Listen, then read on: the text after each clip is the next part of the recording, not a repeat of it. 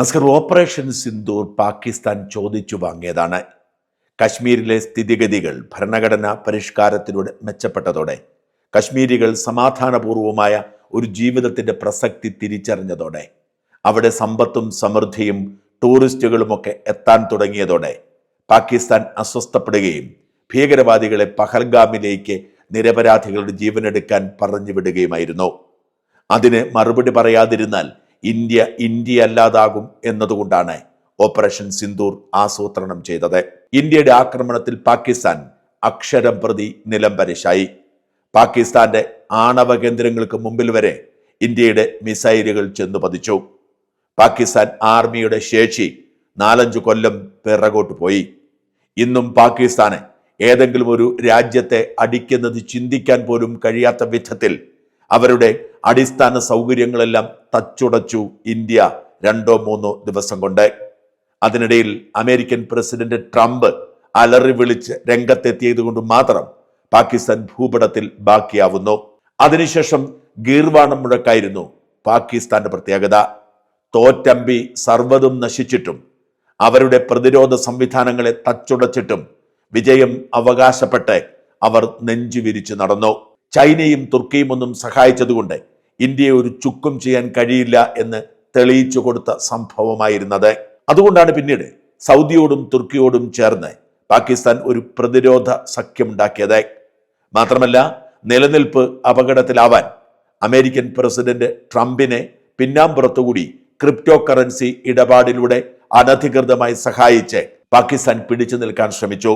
Pak സൈന്യാധിപനെ Trump വിളിച്ചു വരുത്തി വിരുന്നു കൊടുത്തതോടെ അമേരിക്കയും പാകിസ്ഥാനും ഭായിയാണ്, ഇന്ത്യക്ക് പണി കിട്ടിയെന്നവർ കൊട്ടിഘോഷിച്ചു നടന്നു. എന്നാൽ നിശബ്ദമായി ഇന്ത്യ കരുനീക്കങ്ങൾ നടത്തുകയായിരുന്നു. ആ കരുനീക്കങ്ങളിൽ ലോകത്തെ തന്നെ ഏറ്റവും സ്വാധീനമുള്ള ഒരു രാജ്യമായി ഇന്ത്യ മാറുന്നു. ഒടുവിലിതാ അമേരിക്കയുമായി വ്യാപാര കരാറിൽ ഒപ്പിടുമ്പോൾ ലോകത്ത് മറ്റേത് രാജ്യത്തിനും കൊടുത്തതിനേക്കാൾ വലിയ ആനുകൂല്യം ഇന്ത്യക്ക് അമേരിക്ക നൽകുന്നു. പാകിസ്ഥാൻ ആകപ്പാടെ തേഞ്ഞൊട്ടിപ്പോയ സംഭവമാണിത്. ഇന്ത്യയും അമേരിക്കയും തമ്മിൽ പ്രതിരോധ സഹകരണം പോലും ഉണ്ടാവുകയാണ്. മാത്രമല്ല, പാകിസ്ഥാന് ചുമത്തിയതിനേക്കാൾ കുറഞ്ഞ പിഴച്ചുങ്കമാണ് ഇന്ത്യക്കുള്ളത്. എന്ന് വെച്ചാൽ വ്യാപാര വ്യവസായ സഹകരണത്തിൽ പോലും പാകിസ്ഥാന് ഇന്ത്യക്ക് ബദലാവാം എന്നുള്ള മോഹം നടക്കാതെ പോകും. അങ്ങനെ എല്ലാ അർത്ഥത്തിലും തിരിച്ചടി കിട്ടി തലപൊക്കാനാവാതെ ഇരിക്കുന്ന പാകിസ്ഥാന് അമേരിക്ക മറ്റൊരു പണി കൂടി കൊടുത്തു. ഇന്ത്യയുടെ ഔദ്യോഗിക ഭൂപടം പാകിസ്ഥാൻ അധിനിവേശ കശ്മീർ പോലും ഇന്ത്യയിലാണ് എന്ന് വ്യക്തമാക്കുന്ന തരത്തിലുള്ള ഭൂപടം അമേരിക്ക പുറത്തുവിട്ടു. ഇതോടെ എന്തു ചെയ്യണമെന്നറിയാതെ വെപ്രാളപ്പെട്ടിരിക്കുന്ന പാകിസ്ഥാന്റെ ആദി കൂട്ടുന്ന തരത്തിൽ മറ്റു ചില സംഭവ വികാസങ്ങൾ കൂടി ഉണ്ടാവുന്നു. 2 ദിവസം മുമ്പ് ഇസ്ലാമാബാദിലെ ഒരു ഷിയ പള്ളിയിൽ ഒരു സ്ഫോടനം ഉണ്ടാവുകയും 36 പേർ ദാരുണമായി കൊല്ലപ്പെടുകയും അനേകം പേർക്ക് പരിക്കേൽക്കുകയും ചെയ്തു. ഐസിസ് ഭീകരവാദികൾ അതിന്റെ ഉത്തരവാദിത്തം ഏറ്റെടുത്തിട്ടുണ്ട്. എന്നാൽ പാകിസ്ഥാൻ പറയുന്നു ഇതിന്റെ പിന്നിൽ ഇന്ത്യയാണെന്ന്. ഇന്ത്യ മറുപടി പോലും പറയാതെ പുച്ഛിച്ചു തള്ളി. പാകിസ്ഥാനിലെ ആഭ്യന്തര കലാപങ്ങളും ഭീകരവാദികളെ പോറ്റി വളർത്തിയ പാകിസ്ഥാൻ സ്വാഭാവികമായി ഉണ്ടാവുന്ന അന്ത്യത്തിന്റെ തുടക്കമായി ഇത് വിലയിരുത്തപ്പെടുന്നു. പാകിസ്ഥാൻ ഉടനീളം പലതരത്തിലുള്ള ഭീകരവാദികൾ നാമ്പെടുത്തിരിക്കുകയാണ്. അവർക്ക് അഫ്ഗാനിസ്ഥാന്റെ പിന്തുണ ഇപ്പോൾ ശക്തമായുണ്ട്. 36 പേരുടെ ജീവനെടുത്ത ഇസ്ലാമാബാദ് മോസ്ക് സ്ഫോടനത്തിലെ പ്രതികൾക്ക് പരിശീലനം കിട്ടിയത് അഫ്ഗാനിസ്ഥാനിലാണെന്ന് പാകിസ്ഥാൻ സമ്മതിക്കുന്നുണ്ട്. ഇസ്ലാമാബാദിൽ മാത്രമല്ല, പാകിസ്ഥാനിൽ ഉടനീളം ഇത്തരം ഭീകരാക്രമണങ്ങൾ പ്ലാൻ ചെയ്യപ്പെടുന്നു എന്ന് പാകിസ്ഥാൻ തിരിച്ചറിയുന്നു. അതിനിടയിലാണ് വളരെ വിചിത്രമായ മറ്റു ചില സംഭവങ്ങൾ കൂടി അരങ്ങേറുന്നത്. ഇന്ത്യയുടെ പല ശത്രുക്കളും പാകിസ്ഥാന്റെ പലയിടങ്ങളിലും നോക്കിയിരിക്കുമ്പോൾ ചത്തു വീഴുന്ന പ്രതിഭാസത്തിന്റെ തുടർച്ചയാണിതെന്ന് പാകിസ്ഥാൻ ആശങ്കപ്പെടുന്നു. അത് പാകിസ്ഥാനിൽ അവിടെയും ഇവിടെയും ഉണ്ടായിക്കൊണ്ടിരിക്കുന്ന തന്ത്രപ്രധാനമായ സ്ഥലങ്ങളിലെ അഗ്നിബാധയാണ്. നിർണായകമായ ഇടങ്ങളിലൊക്കെ അഗ്നിബാധിക്കുകയും ആളുകൾ കൊല്ലപ്പെടുകയും ചെയ്യുന്നത് പതിവാകുന്നു. ഗുൽ പ്ലാസ എന്ന ഒരു വ്യാപാര സ്ഥാപനത്തിൽ അഗ്നിബാധ ഉണ്ടാവുകയും 79 പേർ കൊല്ലപ്പെടുകയും ചെയ്തിരുന്നു. അതൊരു സ്വാഭാവികമായ തീപിടുത്തമായാണ് ആദ്യം വിലയിരുത്തപ്പെട്ടത്.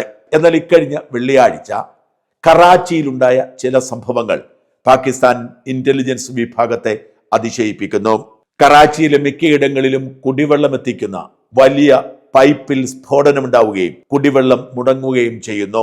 ജലവിതരണത്തെ ഗൗരവമായി ബാധിക്കുന്ന ഒരു വിഷയമായി അത് മാറുന്നു. തുടർന്ന് തന്ത്രപ്രധാനമായ പലയിടങ്ങളിലും തുടർച്ചയായി അഗ്നിബാധയുണ്ടാവുന്നു. ഒരു പ്ലാസ്റ്റിക് ഫാക്ടറിയിൽ അഗ്നിബാധയുണ്ടായതിന് തൊട്ടു പിന്നാലെ വ്യോമസേന മ്യൂസിയത്തിലും ഒരു കോടതി സമുച്ചയത്തിലും ഒരു സർക്കാർ ഓഫീസിലും ഈ വെള്ളിയാഴ്ച അഗ്നിബാധയുണ്ടാകുന്നു. ഒരേ സമയം 5 ഇടങ്ങളിൽ അഗ്നിബാധയുണ്ടായ അതേ ദിവസം തന്നെയാണ് കുടിവെള്ള വിതരണം മുടങ്ങുന്ന തരത്തിൽ പൈപ്പ് സ്ഫോടനം ഉണ്ടാകുന്നത്. ഇതോടുകൂടി അഗ്നിബാധ കെടുത്താൻ വേണ്ടതുപോലെ ഫയർഫോഴ്സിനെ വെള്ളം ഉപയോഗിക്കാൻ പോലും കഴിയാത്ത സാഹചര്യമുണ്ടായി.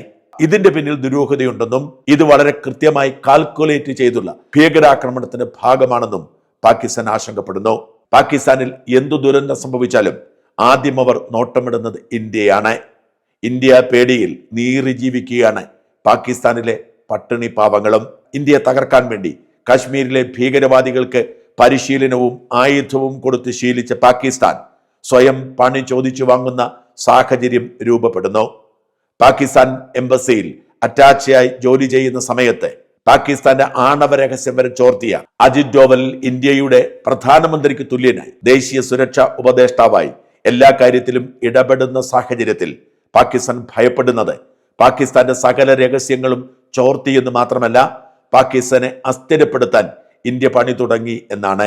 ഇന്ത്യയെ തകർക്കാൻ വേണ്ടി ഭീകരവാദികൾക്ക് പരിശീലനം കൊടുത്ത പാകിസ്ഥാൻ ആ ഭീകരവാദികളാൽ പണി വാങ്ങി ഗതികെട്ട അവസ്ഥയിലേക്ക് മാറിയിരിക്കുന്നു.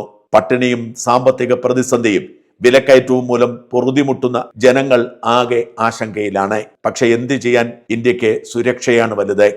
ഇന്ത്യയുടെ സുരക്ഷയ്ക്ക് ഭീഷണി ഉയർത്തുന്നത് ആരാണെങ്കിലും അവരെ കൈകാര്യം ചെയ്യേണ്ടതുപോലെ ചെയ്യാൻ ഇന്ത്യക്കറിയാം.